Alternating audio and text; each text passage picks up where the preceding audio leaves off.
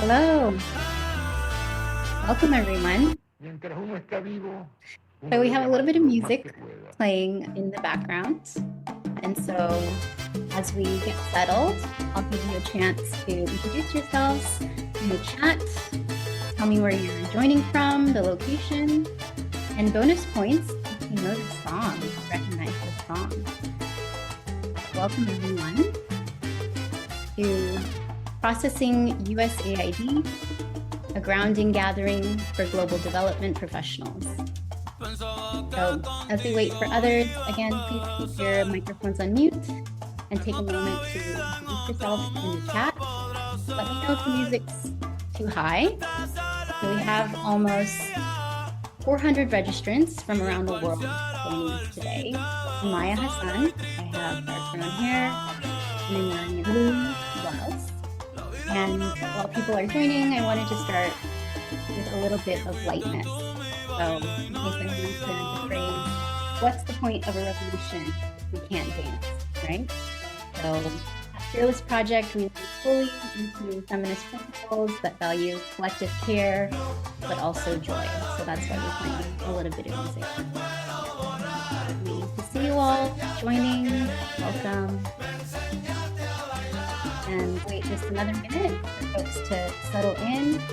Without further ado, I will pause the music and get us started. So thank you again for joining everyone.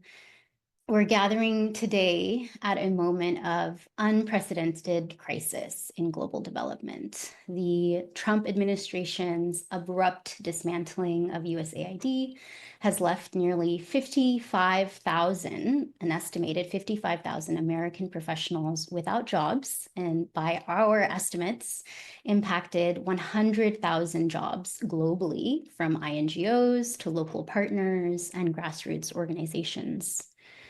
More critically, this has cut off support to programs in 130 countries, impacting an estimated 330 million people and representing 43% of total global overseas development assistance. I want to acknowledge something really important here, and that is the movement toward community-led development, shifting power, and so on has been growing for some time. We've seen the rise of philanthropy and the gradual decline of foreign development agencies. But it's really the speed and the lack of care in which this dismantling has occurred, which is unprecedented. And when we couple this with the rise of authoritarianism globally, it really demands that we come together. So we need to do more than just process what's happening. We also need to imagine and create new possibilities, and importantly, to take action. So thank you again, everyone, for joining. So for those of you who have just joined us, I'm Maya Hassan, founder and executive director of Fearless Project, joining from Puerto Rico. Through 2 decades working in complex environments, from Afghanistan to South Sudan to Bangladesh, I've witnessed both devastating systematic failures and remarkable community resilience, community organizing. Fearless Project transforms how organizations approach partnerships and power in global development through community building, leadership coaching, and change management consulting.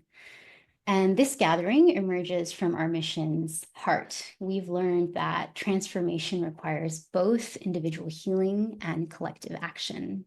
And I see many people here today that are joining. Please, again, feel free to make use of the chat to share everything that you're feeling, and know that your feelings are valid and that we're here to hold them together while we explore paths forward. I'm joined today by Kate Cummings. Kate, if you can give a wave, our advisor for strategy and programs, who brings 14 years of experience bridging resources and local expertise to facilitate systems change. So before we continue, I do want to take a moment of acknowledgement that we gather to also honor liberation movements, decolonial struggles, and the countless lives lost to conflicts driven by imperialism and systemic oppression. We remember the ongoing violence in Palestine, in Sudan, in Ukraine, Myanmar, Kurdistan, Ethiopia, the Sahel, the Democratic Republic of Congo, Haiti, and all the other regions enduring devastating conflicts. And as we process this transition in development assistance, we must reckon with the colonial roots while recognizing the growing movements across the global south that deserve to make decisions for themselves and develop on their own terms. So we're holding space for global struggles for sovereignty and justice, from indigenous communities to all those working toward self-determination. So please, let's observe a moment of silence.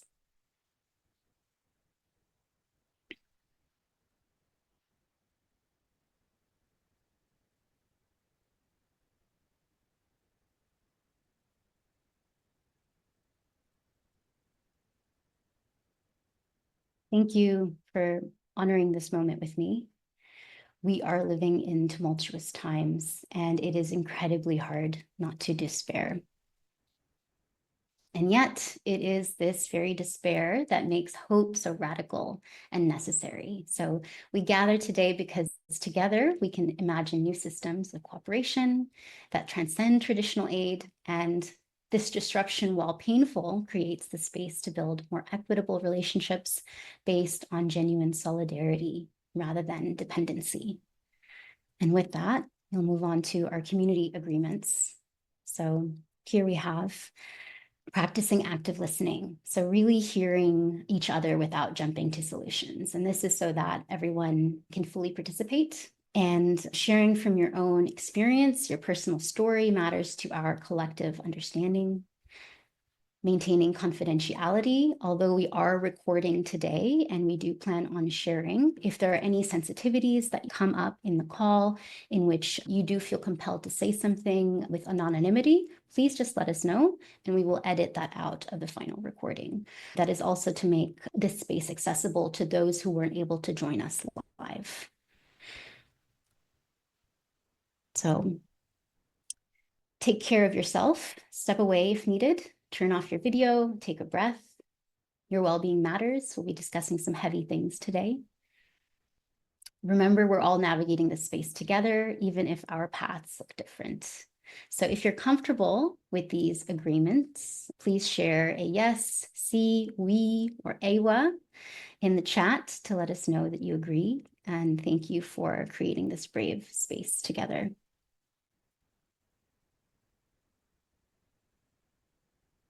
So moving on to grounding, and I'll hand it over to Kate.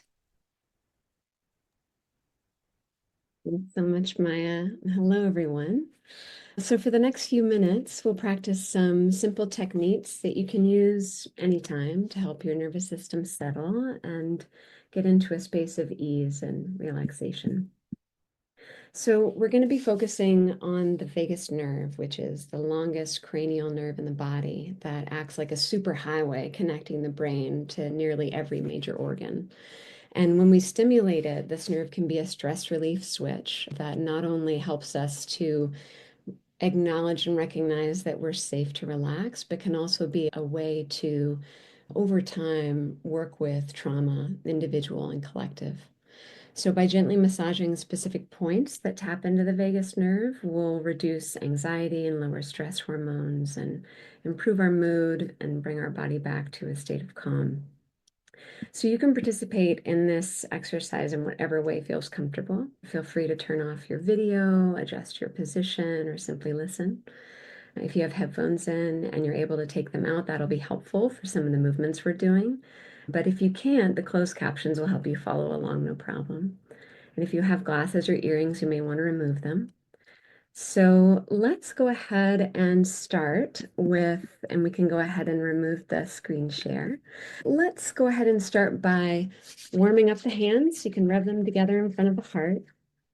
And once you feel like there's some good heat there, let's cup them over the ears. This is starting to signal to our body that we can calm our senses. And let's begin to massage the ears. So using your pointer finger, you can gently make circles in the small hollow of the very top of your ear. Do it on both sides, going first in one direction, and after a few breaths, you can reverse the direction. Taking your time, becoming aware of your breathing and the sensations.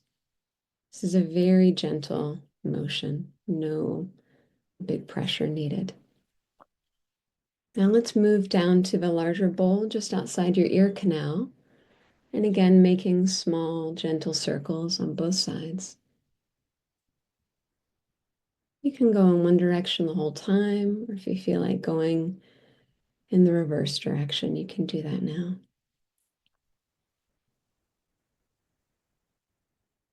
Now let's gently pull the ears out to the side as you breathe. You can hold them out for a moment. It's again a very gentle tug.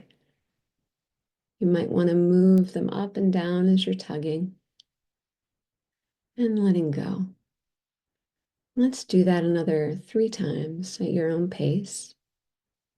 You might want to hold them straight out. You might want to tug starting from the top all the way down. Whatever feels best to you.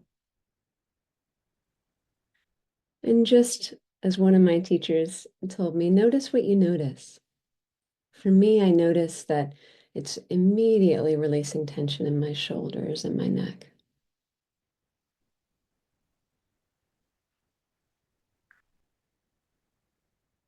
Let's go ahead and move down to the neck now. So take one hand and start at the collarbone here. And using the opposite hand to that side of the neck, begin massaging up that diagonal muscle. This is where the vagus nerve runs. And go slowly from the collarbone all the way up to the jawline. I like to do just a very gentle pinching motion as I move upwards. And just relaxing that muscle more and more as I go up. Let's do one more time on that side. You can close your eyes if that makes it easier to settle in. And let's switch to the other side.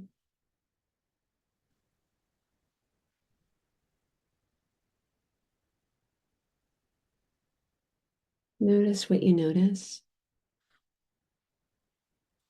Is it changing anything about the tension in your belly or in your face? And wrapping up on that side of the neck.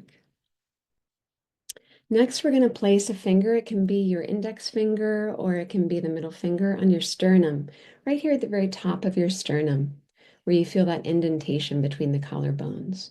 And if at any point this one in particular feels uncomfortable or sensitive, you can go back to one of the other motions that you liked.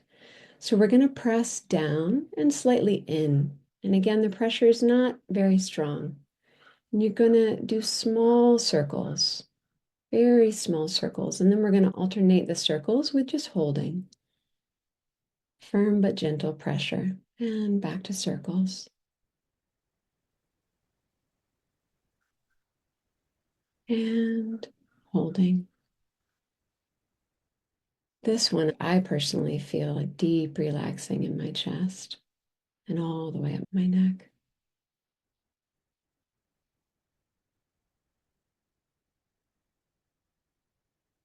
And wherever you are, slowly release this one. Maybe giving it a gentle rub as you let go. Let's warm the hands up again. And when you feel you've got some good heat there, place them over your eyes and allow the eyes to soften. Allow them to close if that feels comfortable. Feel the heat from your hands gently covering your eyes. And take 2 more deep breaths here, relaxing the shoulders and the muscles in your face.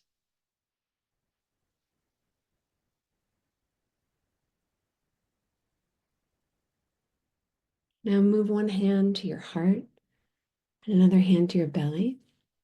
Let's take 2 more deep breaths here. Feeling grounded all the way down to your feet. Feel your hands supporting your body and your body supporting your hands.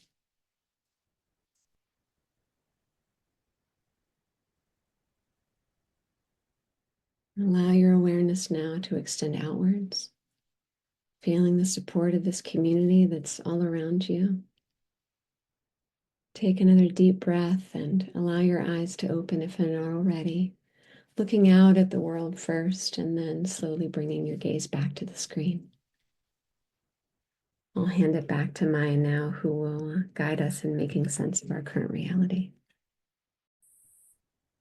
Thanks so much for that, Kate.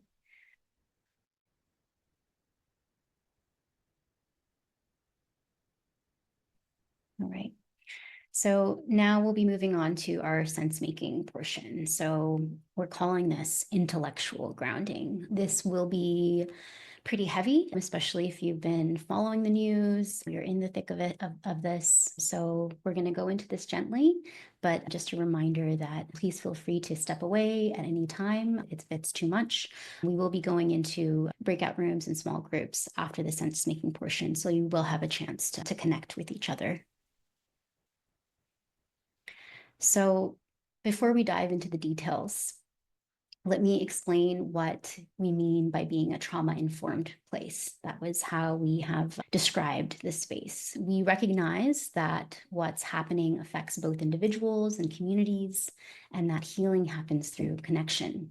So we are experiencing collective grief and trauma in multiple ways, from lost livelihoods to disrupted community relationships to watching vital programs disappear. And what's particularly disturbing is that this trauma appears to be intentional.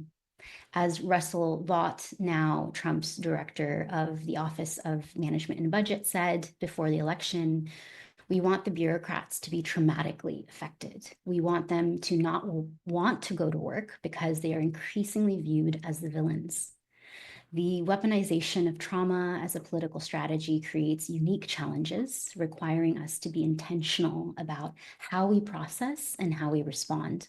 I noticed that Rachel is in our Zoom room at the moment. I highly recommend reading Rachel Dietkes's powerful LinkedIn article titled The Intentional Weaponization of Trauma. So Rachel, if you don't mind dropping that link in the chat for everyone to read when they have a moment. So this article analyzes how trauma is being deliberately used as a tool of political control in this situation. And we'll also share the link in follow-up resources. Trauma responses can manifest in many ways: anxiety, difficulty concentrating, sleep disruption, physical symptoms like digestive issues or headaches, deep emotional responses like grief, anger, numbness, and all of these reactions are completely normal responses to abnormal circumstances. They don't reflect any weakness on your part. They reflect the profound impact of the systemic violence that's being enacted.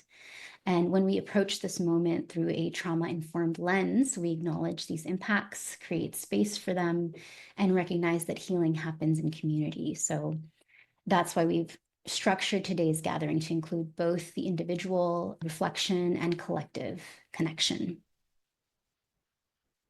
So to help us navigate this complex situation, we're working within 3 spheres. The first is control. What can we do directly? Taking care of ourselves and supporting our immediate networks. This includes managing our news consumption, setting boundaries, establishing routines, and connecting with supported communities. It also means acknowledging our feelings without judgment and practicing self-compassion in this difficult time. Influence, where we can create ripple effects through advocacy, coalition building, and resource sharing. And this sphere encompasses our professional relationships and the knowledge and the expertise that we bring, the platforms that we might have access to. So many of you are already doing powerful work here, sharing networks, documenting impacts, and forming new collaborations. And we welcome you to add more resources to the chat. We will curate them as promised and share them with you after the call. And finally, concern, where we witness and stand in solidarity with affected communities. So we can't control everything that's happening globally, right? Our attention and advocacy, though, do matter. Standing in solidarity, amplifying historically marginalized voices, refusing to look away from difficult realities are essential forms of action. And by distinguishing between these spheres, we can focus our energy where it can have the most impact while acknowledging the broader context. And hopefully, it helps us avoid the trap of helpless despair and thinking that we must solve everything alone. It's a framework that hopefully honors both our limitations as well as our agency. And throughout today's gathering, we'll move between these spheres, creating space for personal processing, exploring collective possibilities, and contextualizing these experiences within the larger changes within the system that are occurring. So I'm going to go into a few slides about the characteristics of this dismantling, the scale of the impact, and then also move into emerging possibilities, new pathways forward, and so on. So the movement toward community-led development has been gaining momentum for years, and many have argued that traditional aid models need fundamental transformation to create more equitable partnerships and center local leadership. However, what makes this moment particularly devastating is not that USAID is being reimagined. It's the speed and complete lack of care in how it's happening and a complete shutdown of it to begin with. There's been no transition planning, no careful handover of vital programs, no consideration for the communities who depend on these services. When you dismantle support systems this quickly, you don't create space for alternatives to emerge. You create chaos that affects the most vulnerable. So this isn't just about jobs or funding. It's about decades of relationship building, trust, and vital support systems being dismantled overnight. And it isn't just programs being cut, as many of there are lifelines being severed without warning. And I wonder if you haven't already, if any of you would be willing to share briefly in the chat some examples of this in your own work. We will have time to discuss this within small groups as well that illustrate the human impact that you're seeing. So it does help us understand what's happening across different contexts. I invite you to keep paying attention to your body as we go through these numbers, right? It's quite heavy. So the scale of USAID dismantling is unprecedented and difficult to comprehend. The workforce has been reduced from more than 10,000 to around 290 staff, a reduction of over 95%. Approximately 4,200 direct hire staff have been placed on administrative leave as of this weekend. Around 1,600 personnel are now being terminated through a reduction in force. Staff stationed overseas have been given just 30 days to decide whether to return to the US or remain at post with certain benefits. Operations suspended across 130 countries where USAID had active programs. Approximately 60 billion in assistance halted, representing 43% of total global overseas development assistance. Support cut off to an estimated 330 million people who relied on these programs. And to put this in context, we're witnessing the largest single disruption to international development cooperation in modern history. And what took decades to build is being dismantled in a matter of weeks. A few of the humanitarian impacts: HIV/AIDS treatment programs suspended globally, nearly $500 million worth of food aid stuck in ports worldwide, vaccine distribution globally halted, and critical shortages reported in multiple countries. Emergency response systems impacted just as many communities are entering high-risk disaster seasons. But this also ripples to partner organizations and communities. International INGOs are facing existential threats with 40 to 60% budget cuts overnight. Local organizations are abruptly losing funding with no transition planning. NEAR, the Network for Empowered Aid Response, which has a membership of 300 plus local organizations in the Global South, reports that 83% of its members have paused their programs. Staff layoffs are cascading through partner organizations globally, and there is an erosion of trust with communities, is that these local partners are reporting that their communities are questioning this as well. There are knock-on effects in terms of how this affects other donor funds. And so European funded programs that may also have had USAID funds are impacted as those implementing partners are losing their resources. And there's been a breakdown of supply chain for medicines. Organizations dependent on USAID funding are unable to meet matching requirements to other donors. And so those programs are also at risk. It's disproportionately affecting the most vulnerable populations, but we're going to transition a little bit more to hopefulness now, okay? There are challenges occurring and resistance that's happening on the legal front. There are 4 critical legal venues. Constitutional challenges happening within the US, questioning whether the government has the right to halt congressionally allocated funds. And this is related to the power of the purse that Congress or the legislative branch has in terms of checks and powers. And these cases could reach potentially the Supreme Court. There are contract law challenges from multiple USAID contractors and NGOs suing for unpaid work. And the government is using the contract clauses to terminate approximately 500 agreements.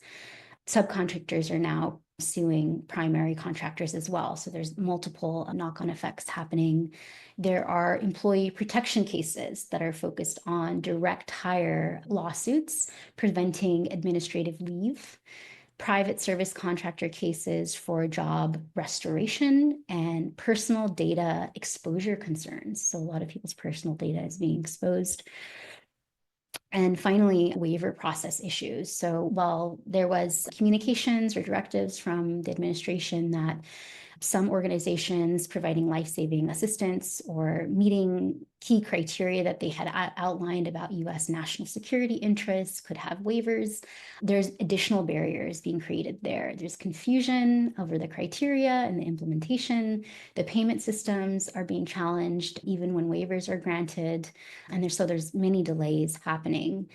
And so even with the court orders, the money isn't flowing and organizations are having difficulty access these funds. So I would highly recommend following Sabrina M. Siegel on LinkedIn, who is actually tracking all of the legal challenges to the USAID dismantling. We'll share her link in the chat and also in the follow-up materials as well. But moving more to a little bit of hopefulness, right? Even in this crisis, we are witnessing remarkable resilience and innovation. So new coalitions are forming, regional organizations are creating support networks across previously siloed sectors. There's cross-border collaboration increasing between Global South organizations, South cooperation. Local organizations are developing shared resource models to stretch limited funding. Professional networks are advocating to support displaced workers. There are also alternative funding mechanisms, and we will share all these materials in the follow-up email so you can access all of these.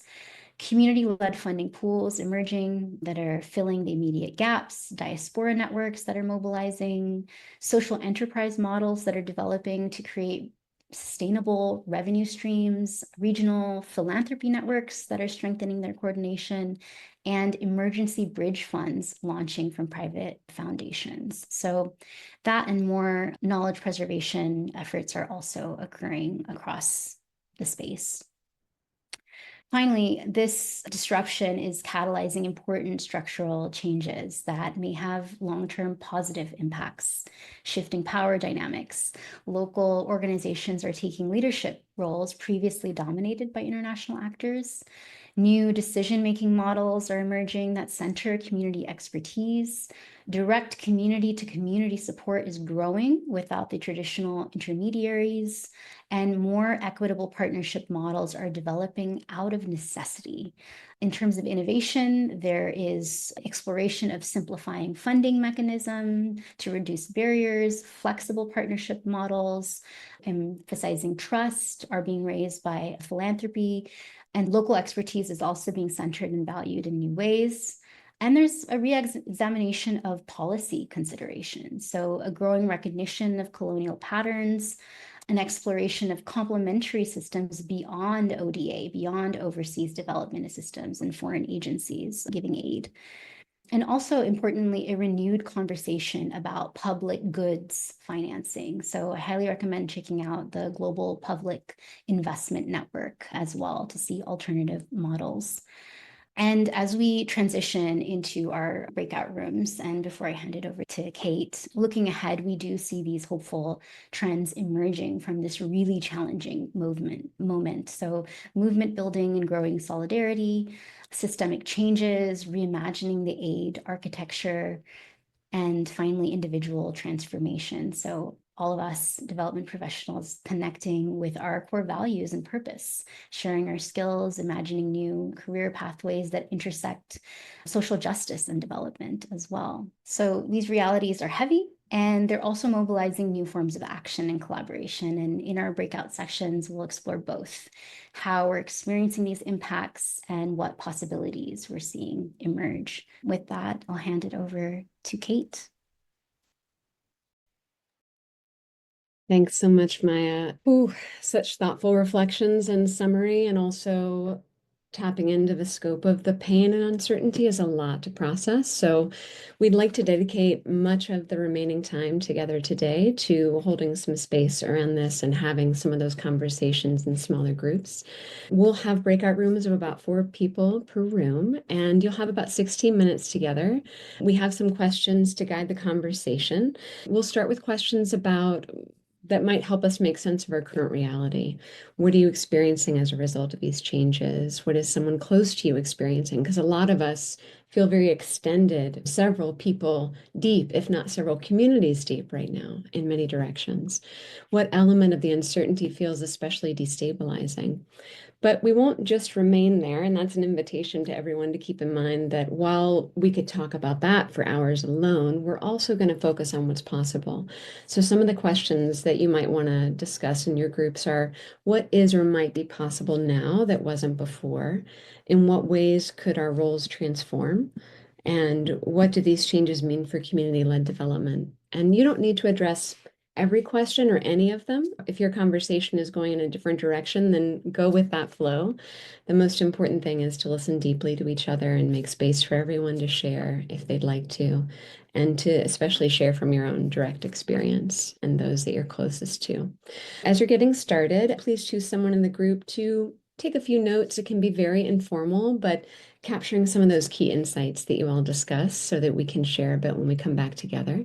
Are there any questions before we move into breakout rooms?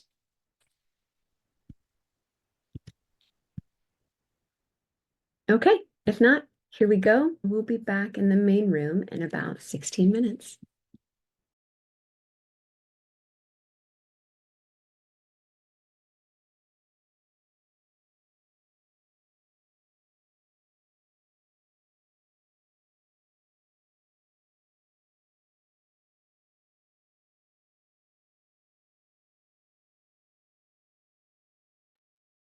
And for anyone who doesn't want to go to a breakout room, you're more than welcome to stay here in this main session or step away for a moment if you need to.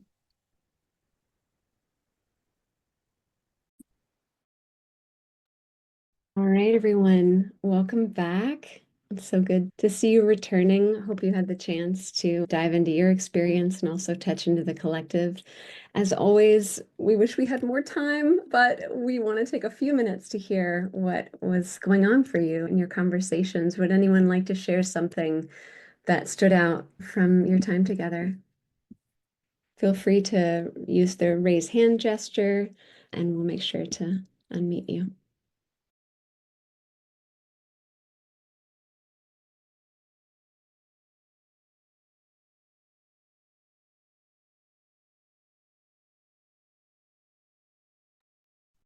Yeah, Florence, go ahead. Yeah, hi, can you hear me? Yeah. It said you unmuted me. I guess I'll come on camera. I'm not in my best, wear, but anyway. Hello to all those that know me. Hi, Maya. How good to see your face. Hi, Rachel, somewhere in there. Yeah, so our group, we had four of us total, and we spoke about a couple of things. Okay, is an opportunity to reimagine aid, right? Is now the time, right? That the for-profit part of it, should that have been? And then there was like trust came up, right? Like, how do our partners ever trust us again? And my colleague and I have been saying this, how do we ever look them in the face again, right? After, I know we're always humble, but this is beyond like, why I wouldn't trust us anymore if we come back, if there's something. And I think that just navigating, one of our team or breakout team said about the levels of trauma and grief. Uh-oh, I'm on the bigger screen. Oh no. Proud Navy mom. My kids in the Navy, as you can see. Yep. And thank God he's in school for 20 months and he's not going anywhere. He's a fresh Navy kid. So what an interesting time. And saying about the levels of it, right? So it's yourself, right? And I think that those in this sector were always like, it's bigger than us. And we know the effects out where all of the work is happening or not happening. And then how to process it. Okay, it's us and then our immediate community of like people in our sector, right? Have like all lost their livelihoods. All of their programming has been stopped. Then it's the global level and then it's the beneficiary level. Can't even understand or process that, right? Because it's just the rapid speed of it and how your body can only take so much trauma, right? And your mind and the incessant just always having to be in the news, right? That is just a wild thing. I'm like, I'm not going to look at LinkedIn. I'm not going to look at the news, but then I feel like I need to know. So that's just a little bit of Thanks, Florence. Boy, I relate to so many of those points. Yeah, thank you for covering a lot of ground in a short time. Anyone else? We have time for maybe one more reflection if anyone else would like to share. Yeah, Lauren, go ahead. Yeah, thank you. Sorry, I will not be turning on my video because I am admittedly still in my pajamas. So, yes. And so one of the things that we spoke about, and disclaimer, this may be an unpopular opinion, but nonetheless, this is something that I've been thinking about for quite some time, is that in moving forward or attempting to move forward and what that may look like or what that may entail, I do think a bigger conversation needs to be had on some of the things that have not been as effective as we intended them to be. And what I mean by that is just a broad question would be if we had been, and this is not to say we haven't been, but USAID is huge. There's a lot of programs in a lot of countries. So if these programs were being implemented as intended, so highlighting capacity strengthening and resilience and empowerment and locally led development, then with the abrupt pause to US foreign aid, why are these countries in such dire circumstances? Why are they 100% still dependent after decades of US aid? Why are they still dependent on food from the United States? Why are they still dependent on malaria and HIV medication and AIDS medication? So just really thinking about this cycle of dependency. And I think the conversation we need to have has to be honest and maybe a bit brutal, but I think reevaluating these sorts of things is necessary. It's not an easy conversation, and I've already had this conversation and people jump down my throat, but I think that if we really do care about the communities in which we work and really care about locally led development and sustainability, then the people that we work with and the communities that we think we're serving need to be front and center with absolutely every single intervention. It needs to be community led 100%. They know the struggles the most. They are the ones who go through it every single day. This is their lived realities, not ours. And I really just think that's being overlooked in this grand scheme. And I think if we really plan to move forward effectively, that it needs to be reevaluated. And if you look on, I've been on LinkedIn way too much, but if you look at the voices on the African continent, a lot of them are not in favor of US foreign aid. And there's reasons for that. What are those reasons? We need to know those reasons so that we can bridge the gap and say, hey, what went wrong here? What do you actually need? What would be helpful for you? Do you even want us here? Do you even need this? Do you just really centering those voices? We've been saying that we're doing it for years to get data points for our deliverables. But when you look on the ground, what is going on? When the US is no longer there, things absolutely fall apart. And that is the complete opposite definition of sustainability. So I'll leave it there. I can go on, but yeah, I just think it really needs a reevaluation. And this was obviously not the way to go about it. But yeah, moving forward, I definitely think that this is a bigger question and conversation that needs to be had. Thanks. Thanks so much, Lauren. I really think that there's so much agreement with you in the chat and really seconding the importance of using this moment to speak honestly and listen more deeply to one another with the reaction or the interest of a particular country taking precedence. So thank you very much for saying a lot of things that I don't think have a reason to be unpopular right now, but nonetheless, it's really wonderful to hear from you. I realize we're at time, but for those who want to stay, we'd love to continue for a little bit longer because I think it's, yeah, a lot of really important points being shared. I believe that Lisa, who had her hand up, shared in the chat here. She may not still be with us, but if you are Lisa and you'd like to speak, please feel free. And if not, and anyone else would like to speak, please feel free. We can take a few more minutes before we wrap.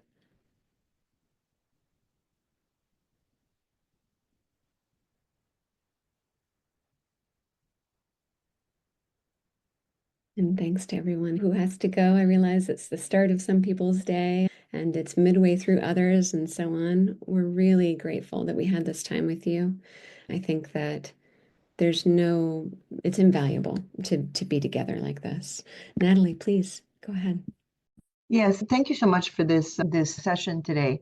I just wanted to add that in addition to thinking about sustainability, et cetera, I think part of what we as practitioners, implementers, program managers, et cetera, need to think a little bit more about is how do we pivot? We have skills. We have tons of skills that are applicable in so many different domains. But right now, our challenge, and I think our biggest challenge remains as we face these craziness that we're seeing because it is crazy, this unprecedented cutting up. At some point, they're going to realize that they let go people that need to actually make things run.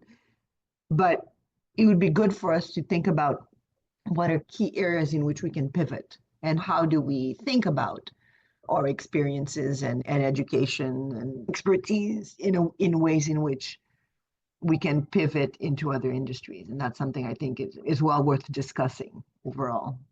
Thank you. Thank you so much, Natalie. Yes, absolutely. The amount of skills and expertise that are in this room alone, let alone across the sector, shouldn't be considered in some way stopped. So I think it's really important for us to remain connected to one another and really actively seeking what are those transformed new pathways to be together in this space. Jerry, please go ahead. Yeah, thank you. I agree about the need for reform. I've been an early architect of what it is now called inclusive development, working directly with local partners in design and delivery. My concern, though, is much deeper. It is that a model of foreign assistance that is about exploitation and extraction and intimidation. And we're beginning to see that play out in our approach to Ukraine. And so if we could be looking at a situation where our concern about profit and greed is mild when we're really talking about exploitation and extraction. And so I think we need to come together to fight the worst case scenario so we are in a position to make foreign aid even better. Thank you.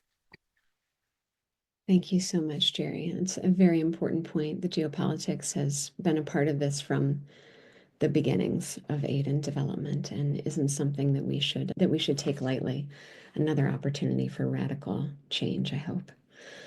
I'd love to hand it back to Maya now, and thank you all again so much for being together and speaking really honestly and directly, I think that we all need to be listening to each other right now and thinking about what's next, because why should there be a limit to what we could be a part of in terms of really transforming this sector into so many better things?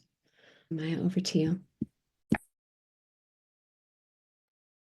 Thanks so much, Kate, and thanks to everyone for sharing with so much openness and transparency. A lot of hard truths, harsh realities, but absolutely we need to face them and work through them in order to imagine paths forward. So here in closing, thanks to everyone who's stayed on past the time.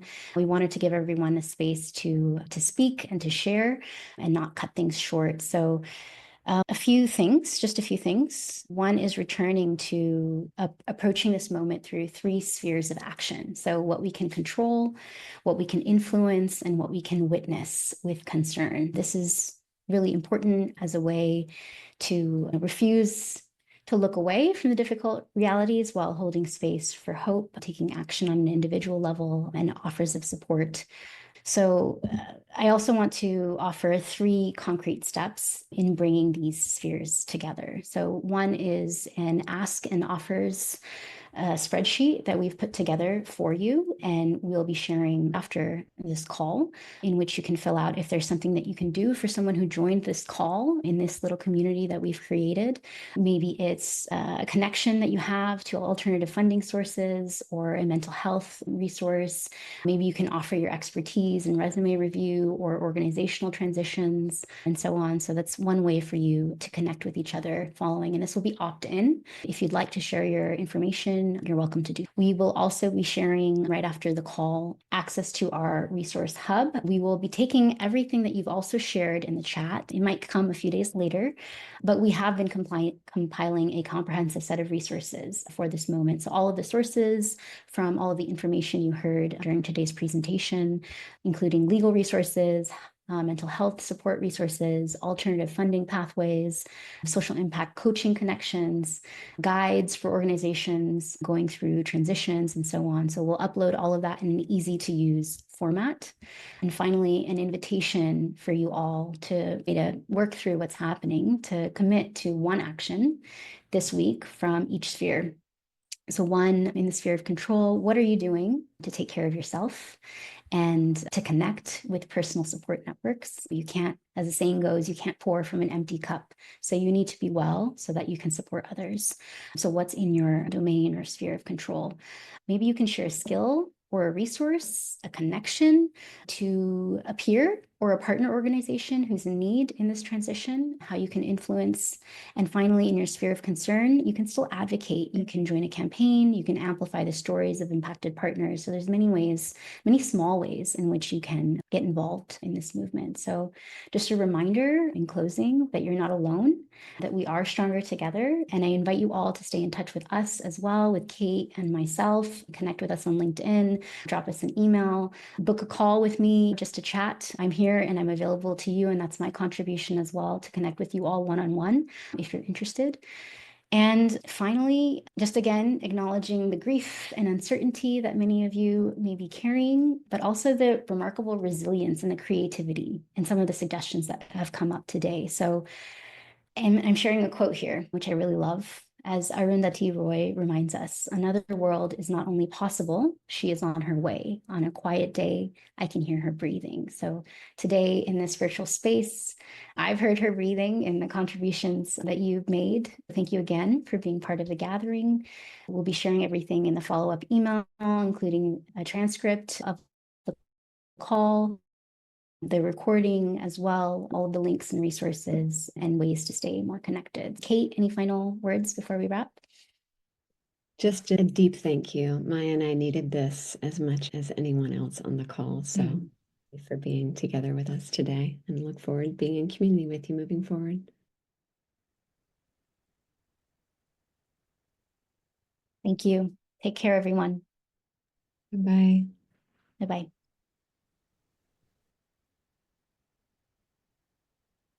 Aw, I'm seeing those heart emojis. Sending you all love as well. Take care.